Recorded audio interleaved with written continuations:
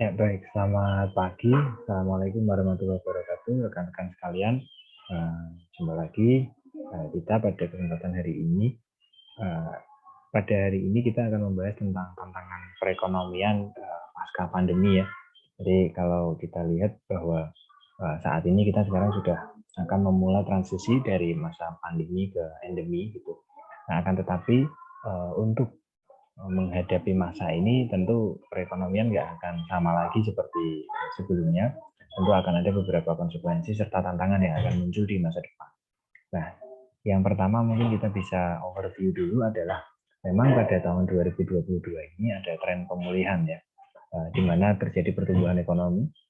Di 2021 secara tahunan kita mencatat pertumbuhan ekonomi 3,49% ya secara nasional, dan di kuartal 1 2022 kemarin kita mencatatkan pertumbuhan ekonomi sudah 5%. Gitu. Artinya memang ada tren pertumbuhan ekonomi naik. Ini semua tentu salah satunya disebabkan karena efek dari permintaan agregat yang didorong dari upaya lewat stimulus fiskal dan kebijakan pemerintah. Efek yang kedua kita bisa lihat memang ada tren pemulihan. Itu dalam hal ini dari sisi daya beli konsumen yang naik. Kalau kita lihat dari sisi pertumbuhan ekonomi dengan peningkatan pengeluaran, konsumsi domestik tumbuh dengan baik, itu menuju 5% juga. Indeks persepsi konsumen juga naik, artinya ada tren pemulihan. Kemudian inflasi juga terjadi, artinya ada daya beli. Kemudian yang ketiga adalah dari sisi investasi juga mengalami kenaikan positif gitu. Artinya dari sisi produsen, dari sisi produksi, memang pertumbuhan ekonomi ini juga ditopang dari sisi supply yang juga mengalami tren perbaikan. Gitu. Ekspor neto selalu positif kalau ini memang sejak saat pandemi ekspor neto kita juga selalu mengalami tanda positif ya, di mana ekspor selalu lebih besar daripada impor. Cuman bedanya kalau pada masa awal pandemi peningkatan posisi positif ini lebih disebabkan karena penurunan impor akibat dari penurunan aktivitas produksi dalam negeri. Postur impor kita kan memang yang terbesar adalah bahan penolong dan bahan baku. Jadi untuk kebutuhan industri dalam negeri. Ketika industri kita mengalami pelambatan akibat dari penurunan permintaan agregat, ya otomatis permintaan akan produk impor untuk bahan baku dan bahan penolong juga menurun gitu. Akan tetapi ekspor kita tetap mengalami peningkatan dalam artian karena ada peningkatan harga komoditas. Gitu. Nah, itu teman-teman ya. Jadi dari sisi ekspor neto yang memang selalu positif. Tapi apapun itu, surplus neraca transaksi berjalan ini memang harus dijaga. Gitu. Serta momentum untuk mendorong kembali industri dalam negeri juga harus tetap untuk muncul ya, gitu melalui peningkatan volume industri dalam negeri. Kemudian ada tren penurunan dari sisi kemiskinan dan pengangguran. Memang kalau kita lihat kemiskinan mengalami penurunan ya di bawah 10%, sekarang pengangguran juga mengalami penurunan hampir 500.000 orang. Artinya memang dari sisi kemiskinan dan pengangguran, dari sisi ekonomi bangunan ada kondisi yang membaik. Pasar modal dan pasar keuangan juga membaik. IHSG menunjukkan tren positif. Pasar keuangan juga sudah membaik. Instrumen keuangan juga menunjukkan tanda tidak berada di zona merah lagi. Terutama pasar modal yang sudah bergerak IHSG-nya pada level positif ya, hijau. Nah, kalau kita lihat di sini, memang efek dari kebijakan fiskal ekspansioner serta kebijakan moneter yang cenderung kontraksioner kita bisa lihat efeknya ya. Gitu. Misalnya dari sisi fiskal memang upaya untuk mendorong pengeluaran pemerintah untuk menstimulasi konsumsi domestik terjadi. Kita lihat di sini ada 3 kali stimulus ya yang dikeluarkan pemerintah. Stimulus yang terakhir itu mencapai 405,1 triliun dengan tujuan untuk social safety net ya, perlindungan sosial, misalnya untuk anggaran bantuan tunai langsung, kemudian bantuan sembako, kemudian paket-paket kebijakan yang lain juga untuk insentif bagi pengusaha, UMKM gitu, dukungan untuk dunia usaha gitu. Nah ini memang stimulus ini sepertinya berdampak.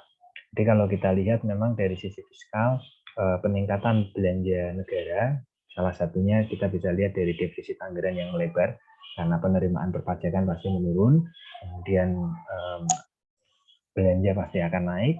Defisit yang melebar ini memang berdampak pada kita mengalami defisit primer, artinya utang membengkak. Akan tetapi efeknya kita bisa rasakan juga terjadi peningkatan pertumbuhan ekonomi yang didorong oleh stimulus fiskal ini. Gitu. Jadi memang kalau kita lihat stimulus fiskal menyebabkan kenaikan pada permintaan agregat yang disebabkan karena peningkatan konsumsi serta pendapatan disposable akibat dari stimulus fiskal ini. Jadi memang ada dampak efek dari kebijakan fiskal ekspansioner ini untuk pemulihan ekonomi nasional. Gitu. Kemudian dari sisi moneter juga kebijakan yang sifatnya itu menambah jumlah uang beredar ya, money supply. Dan kalau lihat BI rate ya, ditahan turun di titik terakhir itu kalau nggak salah sekitar 2,5% ya kalau tidak salah BI rate-nya. BI 7 days reverse repo rate. Kemudian giro wajib minimum juga diturunkan, tenor surat berharga negara juga dipanjangkan gitu. Relaksasi persyaratan kredit dan segala macam gitu. Jadi memang dari sisi moneter dan perbankan juga sifatnya berusaha untuk mendorong money supply itu bergerak naik perlahan ya gitu, untuk mengimbangi peningkatan pada sisi permintaan agregat. Nah, rekan-rekan sekalian, kalau kita lihat memang fokus pada peningkatan permintaan agregat ini menaikkan real GDP ya gitu. Kita bisa lihat pertumbuhan ekonomi memang naik ya. Salah satunya pasti disebabkan karena dorongan pada sisi permintaan agregat gitu. Nah, tapi memang konsekuensinya kita melihat terjadi inflasi gitu ya. Saat ini kita melihat bagaimana inflasi itu terjadi. Nah, ini yang menjadi tantangan ke depan.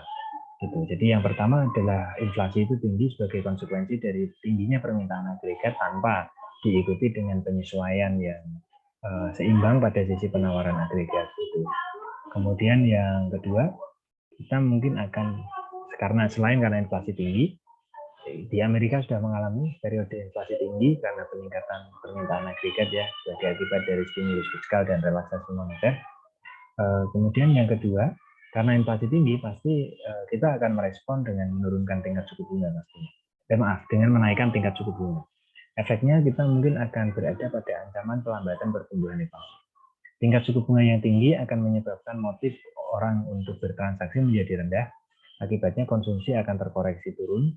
Orang akan lebih memilih untuk menyimpan atau berinvestasi. Jadi motif untuk spekulasi dan jaga-jaga yang akan dinaikkan. Sehingga dampaknya adalah akumulasi uang yang ada di masyarakat untuk dibelanjakan menjadi berkurang.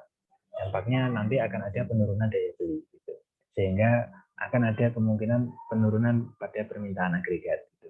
Yang ini yang akan berdampak pada pelambatan pertumbuhan ekonomi sebagai akibat dari upaya untuk menurunkan laju inflasi gitu. Nah, memang ini ancaman kedua. Ancaman yang ketiga adalah mungkin tantangannya terkait dengan respon moneter di pasar uang dan pasar modal ya, yang mungkin akan bisa jadi lesu. Investor akan lebih memilih hold mungkin kalau ada peningkatan tingkat suku bunga, terutama pada sisi pasar modal ya. Kemudian yang keempat, kita sudah bisa lihat ada gejolak pada harga komoditas pangan dan energi. Nah, mungkin ini yang salah satu menyebabkan inflasi tinggi. Jadi kalau kita bisa amati di Indonesia, misalnya harga energi ya, seperti Pertamax sudah naik, harga bahan bakar fosil, harga bahan bakar seperti Pertalite, kemudian harga tarif listrik tidak dinaikkan, tapi itu menjadi beban tersendiri bagi fiskal karena anggaran subsidi energi membengkak kan. Gitu. Nah itu semua terpaksa dilakukan supaya inflasi tidak semakin tinggi karena ada gejolak pada harga komoditas energi. Harga pangan pun juga demikian. Efeknya adalah belanja negara akhirnya menjadi bengkak ya untuk terutama anggaran subsidi energi serta subsidi pangan. Nah kita bisa lihat di sini ini adalah data yang menunjukkan pergerakan harga minyak ICP dan CP Aramco ya. Kita bisa lihat di sepanjang 2022 itu kan ada peningkatan harga minyak mentah ya teman-teman kalau Anda lihat di sini, baik itu Saudi Aramco maupun ICP. Kita bisa lihat di sepanjang 2022 harganya menyentuh titik tertinggi ya dibanding periode yang sama di tahun 2020. Kemudian kalau kita lihat outlook minyak secara global yang saya kutip dari Business Insight, itu sejak 2019 sampai 2022 memang antara produksi dan konsumsi minyak itu cenderung tidak imbang, di mana terjadi defisit. Ini bersumber dari Energy Information Administration. Di 2022 memang diperkirakan pasokannya sekitar 100,62 barrel per hari, ya.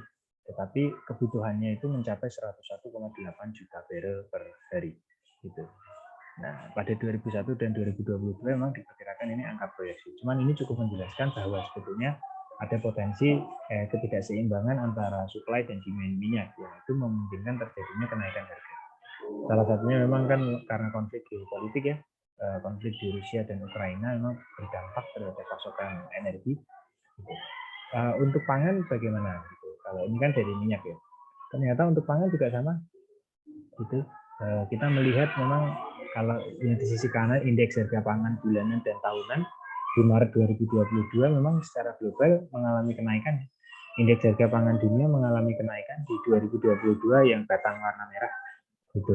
Bahkan untuk beberapa komoditas seperti minyak sayur, serealia, produk susu, ini juga mengalami kenaikan indeks harga pangan. Gula ekstrim, ya, itu mengalami kenaikan indeks harga pangan, daging juga naik. Artinya memang di 2022 ini tantangannya adalah kenaikan harga akibat dari pasokan, ya, supply yang terbatas. Gitu.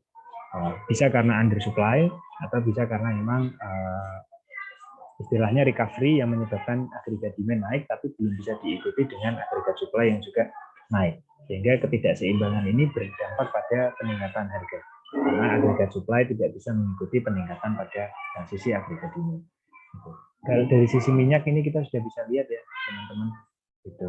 Harga minyak kemasan premium, curah maupun kemasan sederhana selalu mengalami kenaikan, ya. Gitu. Bahkan kemarin kita sudah melihat bagaimana gejolak harga minyak itu, minyak goreng, ya, berdampak sekali terhadap perekonomian. Di satu sisi kita melihat kenaikan harga minyak goreng itu akibat dari peningkatan permintaan akan minyak mentah, dan itu tidak diikuti oleh supply yang cukup, ya, di dalam negeri. Di sisi lain kita juga bisa melihat bahwa sebetulnya distorsi pasar pada rantai hulu dan distribusi minyak itu ternyata sangat tinggi, ya, distorsinya. Sehingga kalau bahasa kasarnya itu banyak aktor-aktor atau banyak rente, gitu. Tapi kalau bahasa kita, ya, istilahnya distorsinya itu tinggi. Gitu. Nah, dampaknya apa nih, teman-teman? Anda bisa lihat di sini, yang garis warna merah ini adalah inflasi bulanan sepanjang 2022, sedangkan yang garis hijau ini adalah inflasi bulanan sepanjang 2021. Gitu. Kalau kita lihat ini, teman-teman, secara total, ya, gitu. Jadi inflasi bulanannya itu memang naik, ya, di 2022. Nah, kita lihat garis merahnya tinggi nih di 2022, lebih tinggi dari pada saat 2021, ya. Bahkan kalau yang di series tahunan juga sama. Inflasi dari Mei 2022 terhadap Mei 2021 ini sudah menyentuh 3,5%, ya, kenaikannya itu cukup tinggi. Tapi kalau inflasi dari tahun kalender, dari istilahnya Mei 2022 terhadap Desember 2021 ini ketika dijumlah ini sudah 2,56%. Jadi memang kita sudah melihat periode inflasi yang tinggi. Diperkirakan nanti inflasi ini akan mencapai 3% lebih, ya. Sedangkan asumsi APBN sih di kisaran antara 3-4%, tidak salah juga. Jadi memang kita sudah akan masuk ke fase inflasi yang kembali tinggi, ya. Nah, itu kira-kira teman-teman yang bisa saya sampaikan. Terima kasih atas perhatiannya. Selamat pagi. Assalamualaikum warahmatullahi wabarakatuh.